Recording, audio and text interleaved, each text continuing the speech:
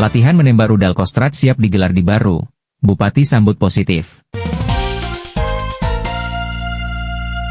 Pemerintah Kabupaten Baru mendukung penuh rencana latihan menembak senjata berat atau rudal yang akan dilaksanakan Batalion Arhanud 16 Kostrad di wilayah dermaga TPI Polejiwa, Kecamatan Tanetrilau, akhir Oktober mendatang.